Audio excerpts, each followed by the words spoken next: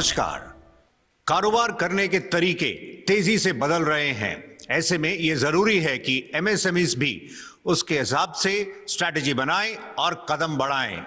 SME express में हम आगरा और फरीदाबाद के बाद आज मौजूद हैं पिंक सिटी जयपुर में। यहां पर हम लेटेस्ट ट्रेंड्स को समझेंगे और नए मौकों के लिए किस तरह की तैयारियां की जा रही हैं इसका हम जायजा लेंगे। आज के सेशन में हमें कई खास मेहमान ज्वाइन कर रहे हैं। I am happy to welcome Sujaram Meelsa, patron 40। Sir धन्यवाद और हमें कार्यक्रम में ज्वाइन करने के लिए शुक्रिया। साथ ही हमारे साथ मौजूद हैं एनके चौधरी साहब, CMD Jaipur Rugs. Thank you sir कार्यक्रम में पार्टिसिपेट करने के लिए। और हमें ज्वाइन कर रहे हैं डॉक्टर अजय डाटा, चेयर फिकी committee on multilingual internet and universal acceptance. Doctor Ajay data आपका भी धन्यवाद, शुक्रिया। तो हम देख रहे हैं ये तो जिस तरह से बात हुई कुछ ग्रास रूट लेवल की, लेकिन एमएसएमई पूरा अगर हम इकोसिस्टम देखें ये इकोनॉमी की बैकबोन है और इनका बहुत बड़ा कंट्रीब्यूशन है जॉब एम्प्लॉयमेंट के साथ। हम देख रहे हैं जनरेशन में भी और साथ साथ आगे जो नई संभावनाएं आ रहे हैं उसमें इनकी भूमिका खास रहने वाली है। अजय जी आप ये बता सकें तो ये टेक्नोलॉजी के माध्यम से अगर वो आगे बढ़ रहे हैं तो और इस तरफ कदम बढ़ाना चाह रहे हैं तो किस तरह की उन्हें पैरामीटर्स को ध्यान में रखना चाहिए ताकि टेक्नोलॉजी भी अगर बदलती है तो वो रेलिवेंट रहे और एक रणनीति ऐसे बनाएं कि सही दिशा में आगे बढ़ सके।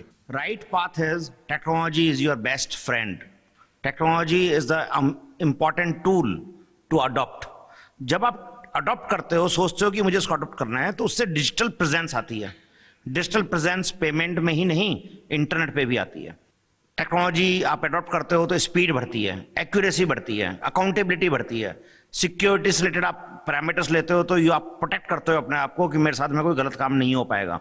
ये सब बेनिफिट्स एक एमएसएमई को मिलते हैं और हर एमएसएमई को जो भी आपके माध्यम से सुन रहे हैं ये सोचना चाहिए कि बिना टेक्नोलॉजी के वो बिजनेस एग्जिस्ट नहीं रहेंगे। मैं आपके तरफ से एक ही बात कहना चाहता हूं कि दो ही तरह के फ्यूचर में बिजनेस होंगे, सिर्फ या तो टेक्नोलॉजी के या टेक्नोलॉजी अनेबल्ड बिजनेसेस। सो आप अपने आप को टेक्नोलॉजी अनेबल्ड कर लीजिए, चाहे आप किसी भी सेक्टर में हो। जैसे कहते हैं टेक्नोलॉजी शायद एंटरप्रेन्योर्स को रिप्लेस नहीं करेगी, लेकिन वो एंटरप्रेन्योर्स जो टेक्नोलॉजी अडॉप्ट करेंगे वो उन एंटरप्रेन्योर्स को पीछे छोड़ देंगे जो टेक्नोलॉजी अडॉप्ट नहीं करते हैं। एब्सोल्युटली। तो आप ये बता सकें, हम देख रहे हैं टेक्नोलॉजी जैसे कई नई संभावनाएं ओपन अप कर रही है और उद्यमियों के समक्ष सबसे बड़ा चैलेंज रहता है फाइनेंस। मतलब समय पर मिले, एडुकेटली मिले, रीजनेबल रेट्स पर मिले, फॉर्मल चैनल से वो कनेक्ट हो पाए, नहीं तो वो हम देखते हैं हाई रेट्स पर लेते हैं।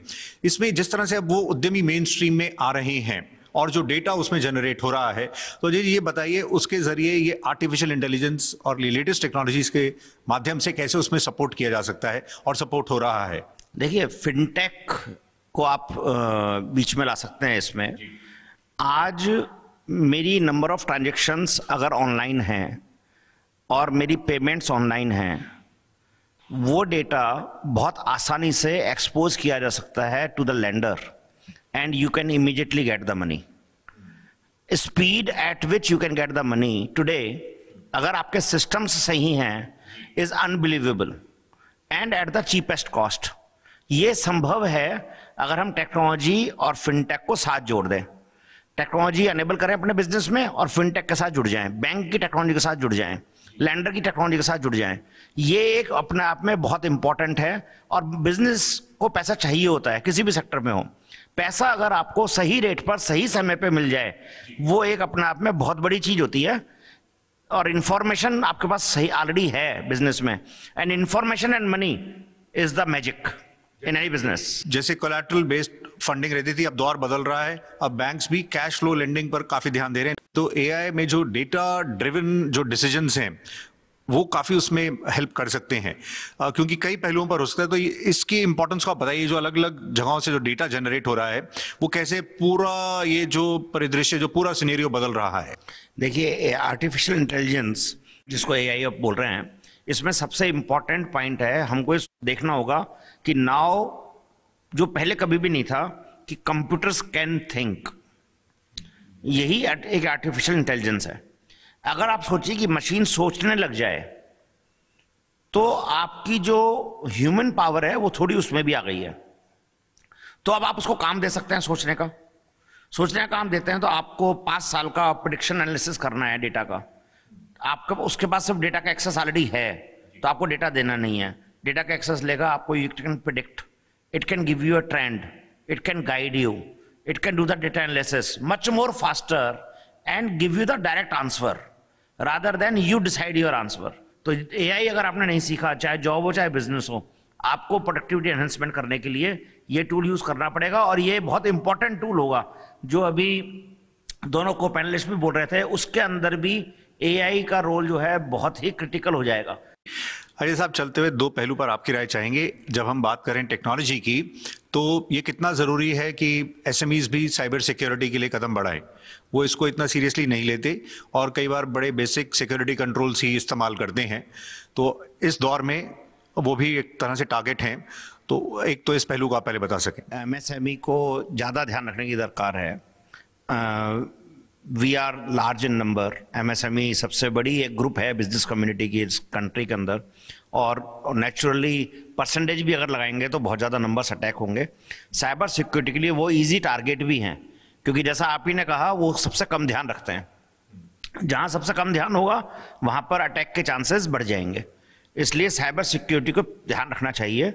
जैसे हम डिजिटल इंडिया की तरफ ध्यान रखते हैं, ऐसे ही सिक्योर्ड इंडिया की तरफ भी हमारा थोड़ा ध्यान होना चाहिए और अपने स्टेप्स लेने चाहिए। साइबर सिक्योरिटी में हमारा इंटरनेट सिक्योर होना चाहिए, हमारे कंप्यूटर सिक्योर होने चाहिए, हमें एंटी स्पैम लगाना है, एंटी वायरस लगाना है, अटैक से कैसे बचना है, लॉग मॉनिटरिंग कैसे करना है, पासवर्ड सिक्योर कैसे करना है। और इसमें सबसे इंपॉर्टेंट चीज़ साइबर सिक्योरिटी में अवेयरनेस ऑफ एम्प्लॉयज़, जिस पे हम बहुत कम ध्यान रखते हैं। हम सोचते हैं ये मशीन लग गई है तो हमारा काम हो गया। It is not true. एक कंप्यूटर में हमने एंटीवायरस सॉफ्टवेयर डाल दिया है तो हमारा काम हो गया। It is not true. आपको उस सॉफ्टवेयर को डालने के बाद भी आपकी पूरी टीम की अवेयरनेस होनी चाहिए। फॉर एग्जाम्पल, अगर किसी एम्प्लॉय के पास में आप एज ए ओनर चौधरी जी के नाम से मैसेज आए कि मेरे को $50,000 भेज दीजिए, आपको भेजने हैं नहीं भेजने हैं, ये अवेयरनेस कौन बताएगा? और मेल पे आएगा वो ऑर्डर, और इन्हीं की मेल आईडी से ऑर्डर आएगा। उसमें बैंक डिटेल भी होगी, जैसे मेल आता है वैसे ही आएगा। अब वो उसको एक्शन लेना है नहीं लेना है, ये अवेयरनेस की बात है। इसमें कोई सॉफ्टवेयर यूज नहीं कर सकता है। इसलिए अवेयरनेस जो है हर आदमी की, हर एम्प्लॉय की बेइंतहा जरूरी है। कोई अननोन सोर्स से सॉफ्टवेयर डाउनलोड नहीं करें, किसी लालच का हिस्सा नहीं बने। इसलिए ये बात सारे एम्प्लॉयज को और सारे लोगों को समझानी चाहिए, और अवेयरनेस को बहुत बड़ा मुद्दा साइबर सिक्योरिटी का बना करके काम करना चाहिए। जी, और लास्ट वर्ड आपसे लेना चाहेंगे। ये इलेक्शन ईयर है, तो वोट ऑन अकाउंट जो आने वाला है, उससे कैसी उम्मीदें हैं? देखिए, मैं तो बहुत ही पॉजिटिव और बुलिश किस्म का इंसान हूँ देश के लिए। मेरा ऐसा मानना है कि we are as a country, we are moving towards a unprecedented time.